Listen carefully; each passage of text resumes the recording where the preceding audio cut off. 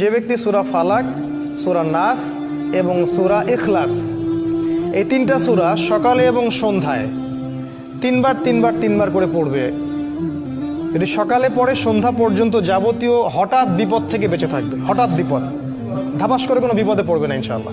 नमाज पढ़ने के बाद दुआ मांगने का सही तरीका सीखें। या अल्लाह आप मेरी उम्मीद नहीं मेरा यकीन हो। या अल्लाह मेरे दिल को मुनाफिकत से, मेरे अमल को दिखावे से, मेरी जुबान को झूठ से और मेरी आंखों को खयानत से पाक कर दे। या अल्लाह हम आजमाइशों के काबिल नहीं हैं। अल्लाह ने फरमाया, ए मोहम्मद अपनी उम्मत से कहना कि मेरा जिक्र अपनी उंगलियों पर किया करो। जब तुम अंधेरी कब्रों में तन्हा होगे तो यह उंगलियां तुम्हारी कब्रों को रोशन करेगी। नबी करीम ने इरशाद फरमाया, आबाद रहे वो शख्स जो मेरी हदीस को सुनकर दूसरों तक पहुंचाए।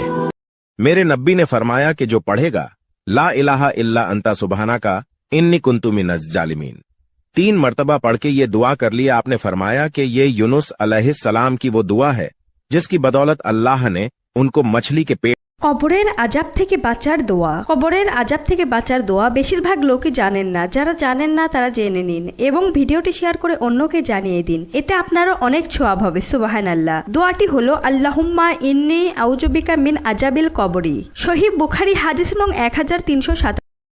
नजर उतारने की दुआ। अल्लाहुम्मा अधेब अनहु हर्रहा व बरदहा व वसबहा। बच्चों को नजर लगी हो या फिर बड़ों को नजर लगी हो। कितनी शर्म की बात है, कोई भी कमेंट में अल्लाह नहीं लिखता।